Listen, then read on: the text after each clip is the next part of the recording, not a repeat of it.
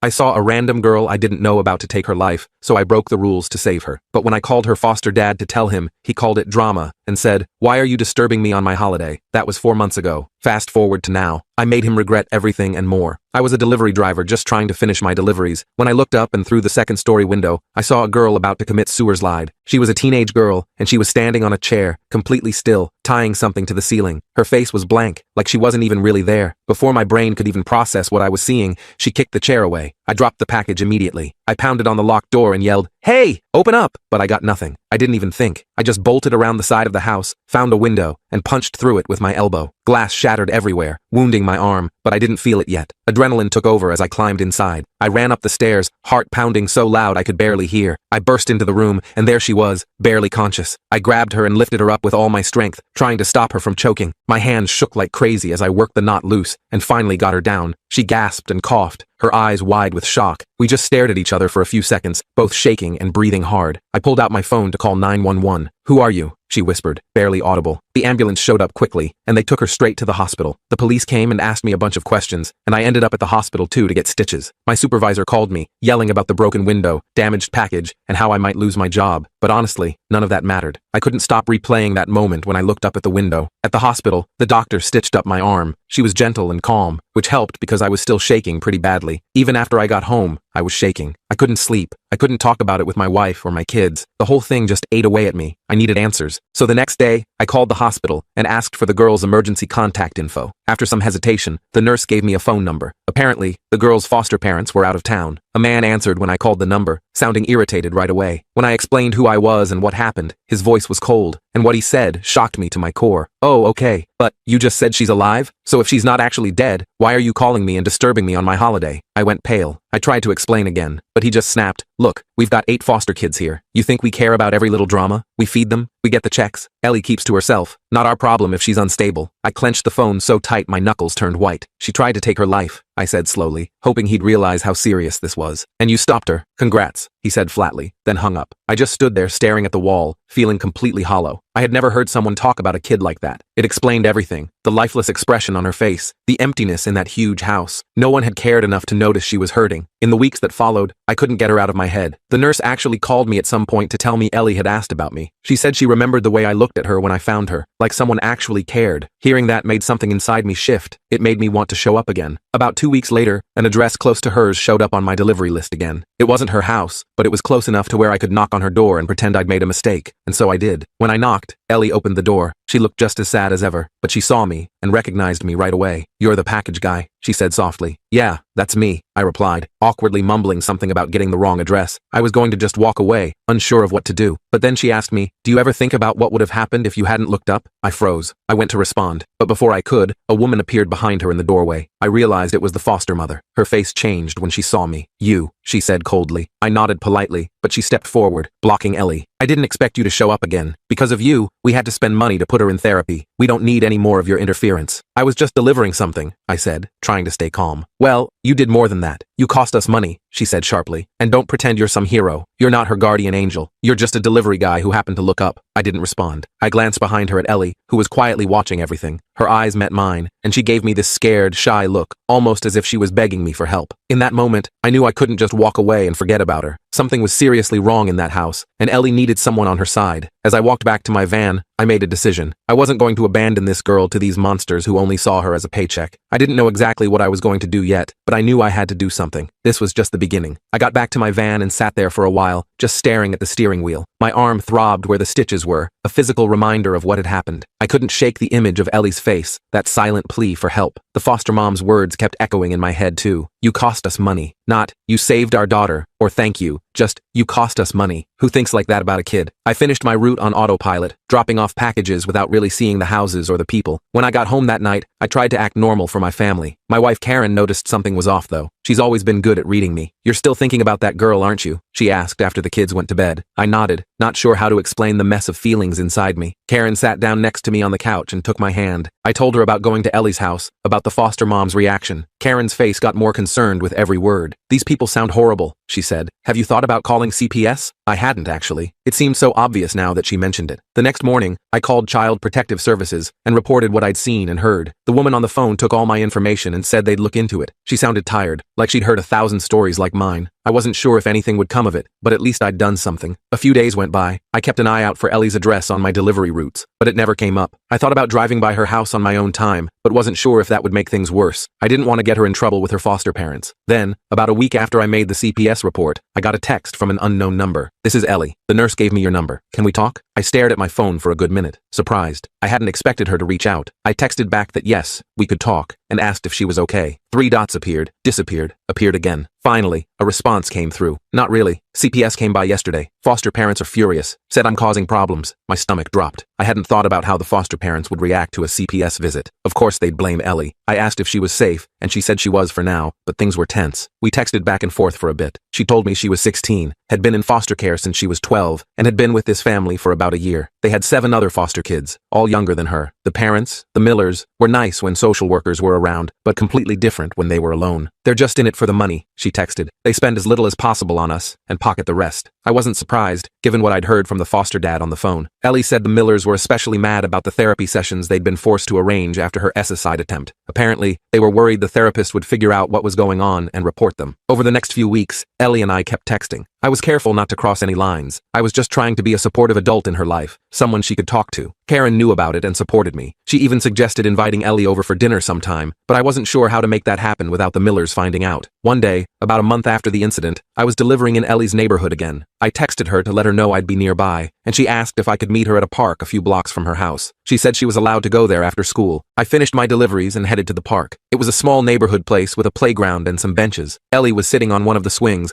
looking even thinner than before. When she saw me, she gave a small wave. I sat on the swing next to her, feeling awkwardly large on the kid-sized equipment. Thanks for coming, she said quietly. Up close, I could see a faint bruise on her cheek, partially covered with makeup. What happened to your face? I asked, trying to keep my voice calm. She touched her cheek self-consciously. Mrs. Miller got mad when I was late coming home from school yesterday. I felt a surge of anger, but tried not to show it. Has she hit you before? Ellie shrugged. Not usually. She's more into other stuff, locking us in our rooms, withholding food, that kind of thing. My blood boiled hearing her talk about Absi so casually, like it was just a normal part of life. Ellie, you know that's not okay, right? None of that is normal. I know, she said. But CPS didn't do anything. They never do. The Millers know exactly what to say, how to make everything look perfect when officials visit. She told me more about life in the Miller house, how the foster kids were basically treated like servants, how the Millers would put on a big show whenever social workers came by, with home-cooked meals and family game nights that never happened otherwise, how they threatened the kids to keep them quiet. The little ones are too scared to say anything, Ellie explained, and they don't really understand that it's not normal. I try to look out for them, but she trailed off, looking down at her worn sneakers. I could see the weight of responsibility on her shoulders. She was just a kid herself, trying to protect even younger kids in an impossible situation. What about your therapist? I asked. Can you tell them what's going on? Ellie shook her head. Mrs. Miller sits in on all my sessions, says it's to support me, but really it's to make sure I don't say anything. We talked for about an hour. By the end, I felt even more certain that I needed to help somehow. I gave Ellie my personal email address, telling her to use it if she ever couldn't text me for some reason. As she got up to leave, she hesitated, then gave me a quick, awkward hug. Thanks for not forgetting about me, she said, then hurried off toward her house. That night, I talked everything over with Karen. She was as disturbed as I was by what Ellie had told me. We discussed options, calling CPS again, trying to find Ellie's social worker directly, even looking into becoming foster parents ourselves. None of the options seemed perfect, but we agreed we had to do something. The next day, I called CPS again and spoke to a different person. I explained the situation in more detail, including the bruise I'd seen on Ellie's face. The worker sounded more concerned this time and promised they would investigate further. I wasn't holding my breath, given what Ellie had said about the Millers' ability to fool officials, but it was worth trying. A few days later, I got an email from Ellie. The subject line was just, "Help," in all caps. My heart raced as I opened it. They took my phone. They know I've been talking to you. Mr. Miller is really mad. Said I'm ungrateful and making up lies. They're sending me away to some special group home for troubled teens. Please help. I'm scared. I showed the email to Karen immediately. She read it with wide eyes, then looked up at me. We need to do something now, she said firmly. This sounds serious. I agreed. We decided I would go to the house right away while Karen called CPS again to report the escalation. I drove to the Miller's house, my heart pounding the whole way. When I got there, I saw a car in the driveway being loaded with luggage. Mr. Miller was putting a suitcase in the trunk, while Mrs. Miller stood nearby, checking something on her phone. Ellie was nowhere in sight. I parked across the street and walked over, trying to look casual. Mr. Miller spotted me, and his face darkened. He was a tall man with an expensive haircut and the kind of tan that comes from regular vacations, not honest work. What are you doing here? he demanded as I approached. Haven't you caused enough trouble? I'm just checking on Ellie, I said, keeping my voice level. I heard you're sending her away. Mrs. Miller stepped forward, her elevated heels clicking on the driveway. That's none of your business. Ellie needs specialized care that we can't provide. We're doing what's best for her. By sending her to a place for troubled teens, I asked skeptically. Those places have a pretty bad reputation. Mr. Miller's face flushed with anger. Look, delivery man, you need to back off. You have no idea what it's like dealing with these kids. Ellie is manipulative and attention-seeking. She's been lying to you. I noticed movement in an upstairs window, a small face peering out, one of the younger foster kids, watching the confrontation. It reminded me that Ellie wasn't the only one suffering in this house. Where is Ellie now? I asked, ignoring his attempt to paint her as the problem. Inside, packing, Mrs. Miller said curtly. We're leaving in an hour. The facility is expecting her today. I needed to stall them somehow, give CPS time to respond to Karen's call. Can I at least say goodbye to her? She texted me that she was scared. She doesn't have her phone anymore, Mr. Miller said with a smirk. And no, you can't see her. You're not family. You're not her guardian. You're nothing to her. That stung, but I knew he was just trying to get rid of me. I stood my ground. I'm the person who saved her life. I think that counts for something. Mrs. Miller rolled her eyes. Oh, please. She wasn't really going to do it. It was just another cry for attention. You fell for it and now you think you're her savior. I couldn't believe what I was hearing. These people were truly heartless. Before I could respond, the front door opened and Ellie came out, dragging a small suitcase. Her eyes widened when she saw me. There was another bruise on her arm, fresher than the one on her face. James? She said, using my name for the first time. What are you doing here? Mr. Miller stepped between us. He was just leaving, he said firmly, giving me a warning look. Ellie tried to move around him, but Mrs. Miller grabbed her arm, right on the bruise, making her wince. Get in the car, Ellie. Now. I needed to do something, but I wasn't sure what. I couldn't physically stop them from taking her. That would be kidnapping. But I couldn't just let them send her away either. I locked eyes with Ellie, trying to communicate that I wasn't abandoning her. Ellie, do you want to go to this place? I asked directly. Before she could answer, Mr. Miller stepped right into my personal space. That's enough. Leave now, or I'm calling the police. Just then, another car pulled into the street, a county vehicle with the CPS logo on the door. Relief flooded through me. Karen had come through. The Millers noticed it too, their expressions changing from anger to practiced pleasantness in an instant. It was disturbing to watch. A woman got out of the car carrying a folder. She introduced herself as Ms. Jordan from Child Protective Services. The Millers immediately started explaining that they were just taking Ellie to a specialized treatment center, presenting it as a caring decision. Ms. Jordan listened politely, then asked to speak with Ellie alone. The Millers objected, but Ms. Jordan was firm. It's standard procedure, she said, in a tone that suggested she wouldn't be swayed. They went inside, leaving me standing awkwardly with the Millers in the driveway. Mr. Miller glared at me the whole time. After about 20 minutes, Ms. Jordan came back out with Ellie. She asked to see the paperwork for the facility where they were planning to send Ellie. Mrs. Miller fumbled through her purse and produced some documents. Ms. Jordan reviewed them carefully, then frowned. This facility isn't approved by our department. It's not even licensed in this state. The Millers started making excuses, talking over each other about how highly recommended the place was. Ms. Jordan cut them off. I'm going to need to put a hold on this transfer until we can properly review it. In the meantime,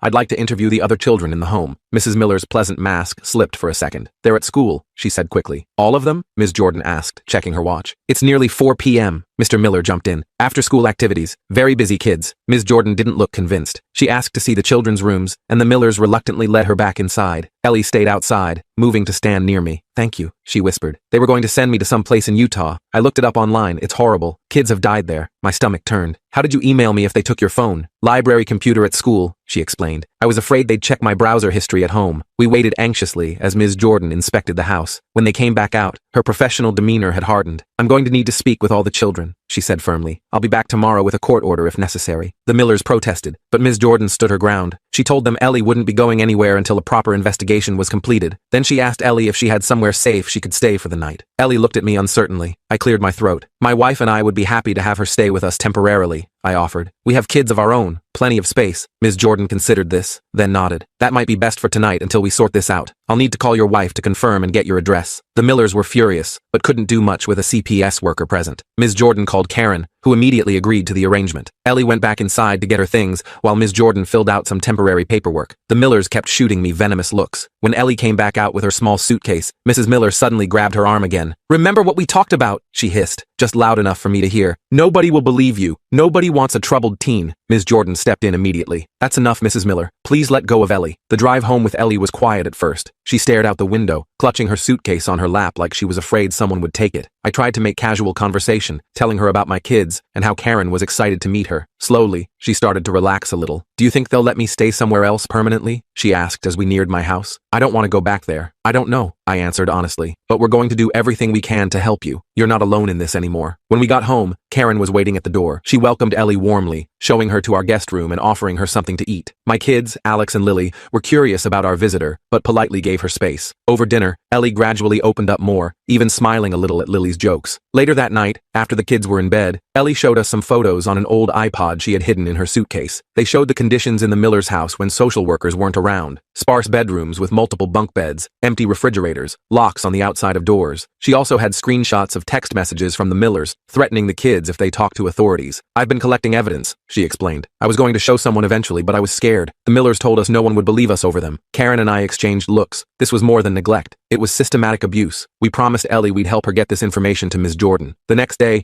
Ms. Jordan came to our house to interview Ellie properly. Ellie showed her all the evidence she'd collected. Ms. Jordan took it very seriously, taking copies of everything and making detailed notes. She told us she'd already visited the Miller's house again that morning and had managed to speak with some of the younger children. Their stories matched Ellie's. "We're removing all the children from the home pending a full investigation," Ms. Jordan informed us. "The evidence Ellie provided is extremely helpful. It's rare to have such thorough documentation." Ellie looked both relieved and worried. "What about the little ones? Where will they go?" "We're working on appropriate placements," Ms. Jordan assured her. "Emergency foster homes for now, then hopefully more permanent situations." Over the next several weeks, our house became a kind of headquarters for the case. Ms. Jordan visited regularly with updates. The investigation into the Millers was expanding as authorities discovered they'd been fostering children for years, potentially mistreating dozens of kids while collecting government checks. Other former foster children were coming forward with similar stories. Ellie stayed with us during this time. Karen and I had discussed it and decided to apply to become her foster parents. We talked to Ellie about it first, of course, and she was cautiously excited about the idea. The process wouldn't be quick or easy, but Ms. Jordan was supportive and promised to help navigate the system. About a month after Ellie came to stay with us, I was at work when I got an urgent call from Karen. The Millers had shown up at our house, demanding to see Ellie. Karen had refused to let them in and called the police, but they were making a scene in our front yard. I rushed home, my heart racing. When I pulled up to our house, there was a police car already in the driveway. The Millers were arguing with an officer while Karen stood in the doorway, blocking the entrance. I parked and hurried over. "There he is!" Mr. Miller shouted when he saw me. "That's the man who's been stalking our foster daughter." The officer turned to me with a questioning look. I identified myself and explained the situation as calmly as I could. Karen backed me up, showing the officer the temporary custody paperwork Ms. Jordan had provided. Mrs. Miller was putting on quite a performance, crying and claiming they were just worried about Ellie's well-being. "We love her like our own daughter," she sobbed. "We just want her to get the help she needs." The officer seemed unsure who to believe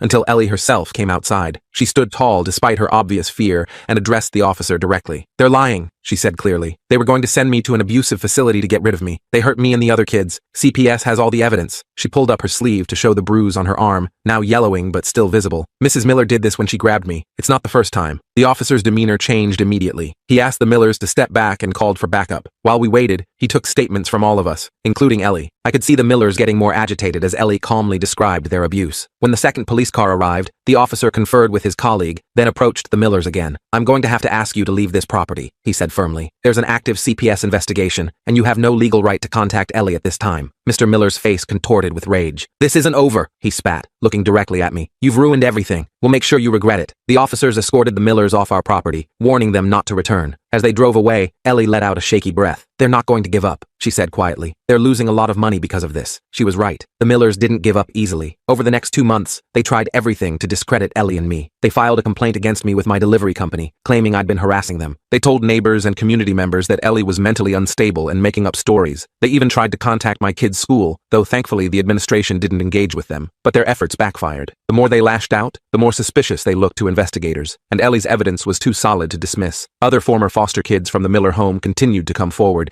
each with similar stories of neglect and emotional abuse. Ms. Jordan kept us updated on the case. The investigation had expanded to include financial fraud. The Millers had apparently been misusing government funds meant for the children's care. They were facing serious charges, and their foster care license had been permanently revoked. As for Ellie, she was slowly healing. She started therapy with a counselor who specialized in trauma, this time without Mrs. Miller monitoring her sessions. She enrolled in the local elevated school and even made a few friends. There were still bad days, of course, nightmares, anxiety attacks, moments of deep sadness, but there were good days too, more and more of them as time went on. Our application to become Ellie's foster parents was progressing well. The home study was complete, and Ms. Jordan was advocating strongly for us. It wasn't a done deal yet, but things looked promising. One evening, about 4 months after Ellie had come to stay with us, we were all having dinner together when the doorbell rang. Karen went to answer it while the rest of us continued eating. She came back looking confused, holding a large envelope. "It's for you," she said, handing it to me. Hand-delivered by some guy in a suit. I opened the envelope and pulled out a stack of legal papers. As I read the first page, my stomach dropped. The Millers were suing me for defamation, harassment, and alienation of affection regarding Ellie. They were demanding an enormous sum in damages. "What is it?" Ellie asked, noticing my expression. I tried to downplay it, not wanting to worry her. "Just some legal stuff from the Millers, nothing to worry about." But Ellie wasn't a child who could be easily reassured. "They're suing you, aren't they?" she asked directly. "Because of me." I sighed and nodded. "It's just a tactic to try to scare us. Their case doesn't have any merit. But you'll have to hire a lawyer, right? That costs money." Ellie looked devastated. "I'm so sorry. I never meant to cause all this trouble for your family." Karen reached across the table and took Ellie's hand. "You haven't caused trouble, Ellie. The Millers are the ones doing that, and we're not scared of them." I tried to project confidence, but truthfully, I was worried. We didn't have the kind of money needed for a prolonged legal battle. The Millers, despite the ongoing investigations, still had resources and connections. This lawsuit could drain us financially,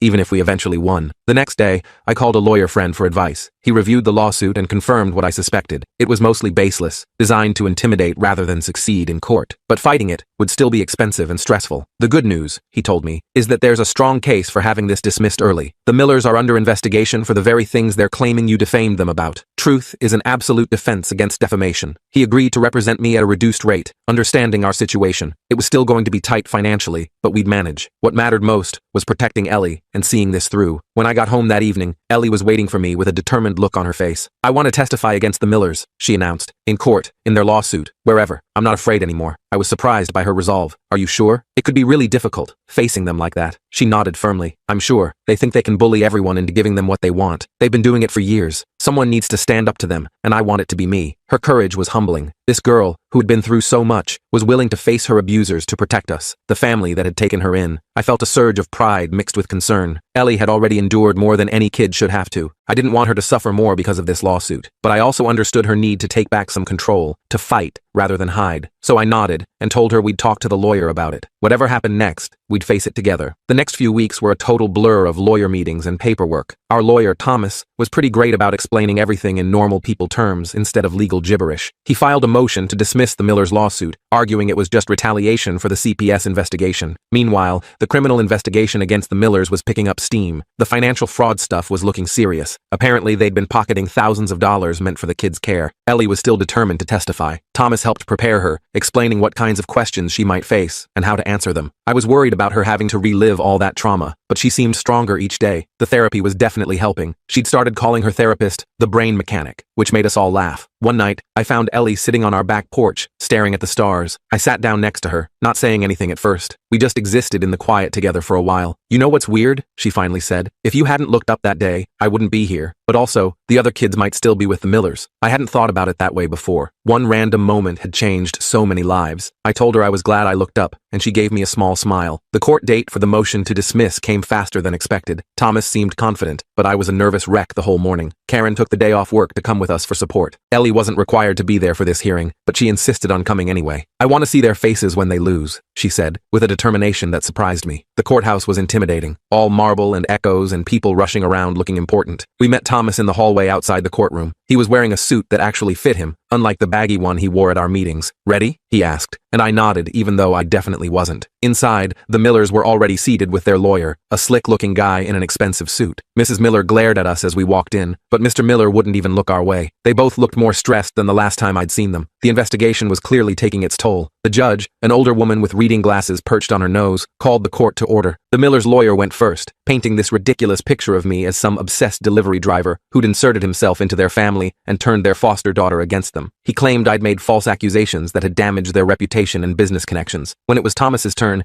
he calmly dismantled their entire argument. He presented evidence from the CPS investigation, including some of Ellie's photos and screenshots. He pointed out that the Millers were under criminal investigation for the very things they claimed I'd falsely accused them of. "Your Honor," Thomas said, "this lawsuit isn't about defamation. It's about intimidation. The plaintiffs are attempting to silence a whistleblower and punish a good Samaritan who saved a young girl's life and then refused to look the other way when he discovered abuse." The judge asked several questions, looking back and forth between the documents and the Millers. Their lawyer tried to argue that the CPS investigation was separate from their defamation claims, but he was clearly struggling. After about an hour of arguments, the judge removed her glasses and looked directly at the Millers. "I've heard enough," she said. "This case appears to be a clear attempt at legal intimidation. The motion to dismiss is granted." I let out a breath I didn't realize I'd been holding. Karen squeezed my hand so hard it hurt, but I didn't mind. Ellie was sitting completely still, her eyes fixed on the Millers. The judge wasn't finished, though. Furthermore, she continued, I'm referring this matter to the Bar Association for review of potential ethical violations in bringing this suit, and I'm ordering the plaintiffs to pay the defendants' legal fees. The Millers' lawyer started to object, but the judge cut him off with a sharp look. As we left the courtroom, I felt like a massive weight had been lifted. The Millers brushed past us in the hallway, and Mr. Miller muttered something under his breath that I couldn't quite hear, but his face said it all. They weren't done with us yet. Thomas was pleased with the outcome,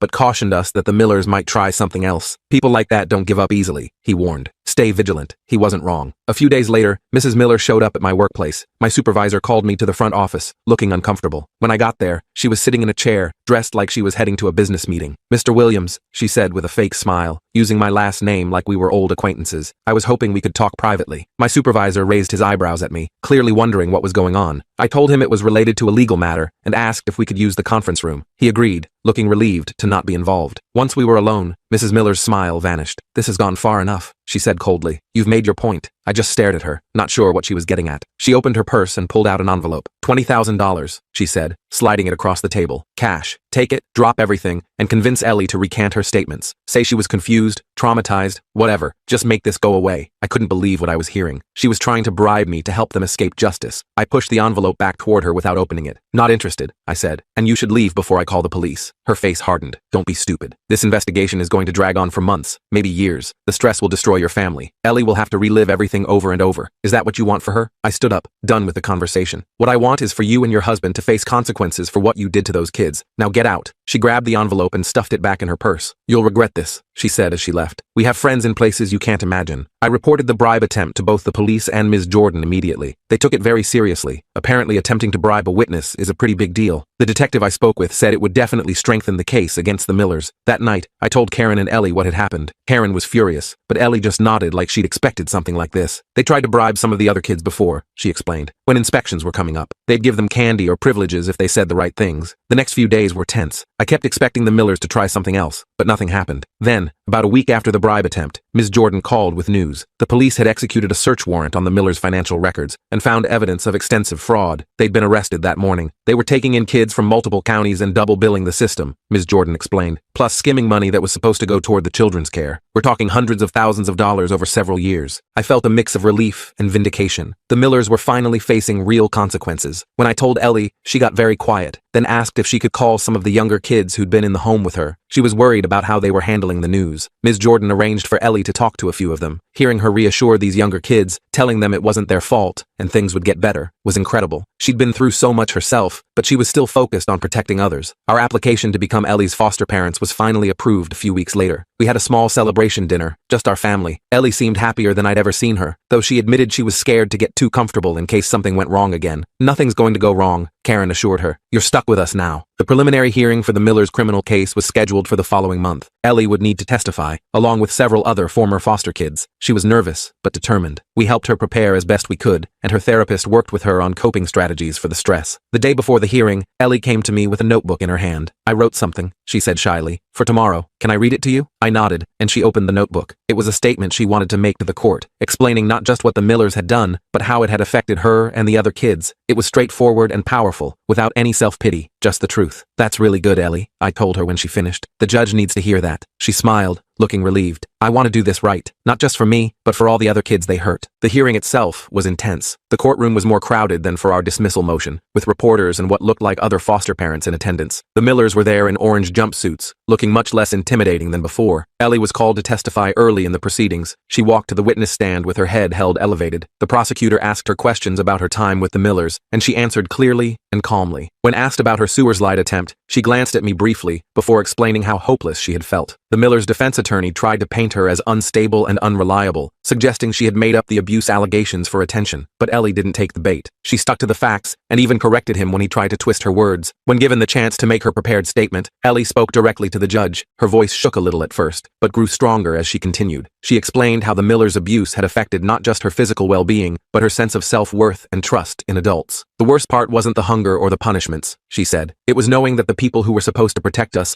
saw us as nothing but paychecks. That does something to you that's hard to fix. By the time she finished, several people in the courtroom were wiping away tears. Even the judge looked moved. The Millers, however, showed no reaction at all. After Ellie's testimony, several other former foster kids spoke. Their stories matched Ellie's: consistent patterns of neglect, emotional abuse, and financial exploitation. The prosecutor also presented financial evidence showing how the Millers had misused funds meant for the children's care. By the end of the hearing, the judge ruled there was more than enough evidence to proceed to trial. The Millers were denied bail due to the severity of the charges and the risk they might try to influence witnesses. As we left the courthouse, a reporter approached us, asking for a statement. I was about to decline when Ellie stepped forward. The Millers hurt a lot of kids, she said simply. I just want to make sure they can't do it anymore. The reporter asked a follow-up question, but I gently steered Ellie away. She'd done enough for one day. That night, we had a quiet dinner at home. Ellie seemed exhausted, but at peace. After the kids went to bed, she sat with Karen and me in the living room. Thank you, she said suddenly, for everything, for looking up that day, for not giving up. We're the ones who should be thanking you, I told her. You're the bravest person I know. She shook her head. I'm not brave. I was just tired of being scared all the time. 6 months later, the Millers' trial concluded with guilty verdicts on multiple counts of fraud, child endangerment, and abuse. They received substantial prison sentences and were ordered to pay restitution to all the children who had been in their care. The day the verdict was announced, Ellie got accepted to her top choice college with a partial scholarship. She'd been working incredibly hard at school, making up for lost time. The acceptance letter came in the mail, and she ran into the house waving it like a flag. I got in, she shouted, and we all celebrated with ice cream and a movie night. Later, when everyone else was asleep, I found Ellie sitting on the porch again, looking at the stars like she had that night months ago. Penny, for your thoughts? I asked, sitting beside her. She smiled. I was just thinking about how different everything is now. A year ago, I didn't think I'd live to see 18. Now I'm going to college. I nodded, remembering that day when I looked up and saw her through the window. One small moment that changed everything. I'm really proud of you, I told her. She leaned her head against my shoulder. I'm proud of us, she said. All of us. And sitting there under the stars with my daughter, because that's who she was now, paperwork or not, I couldn't help but agree.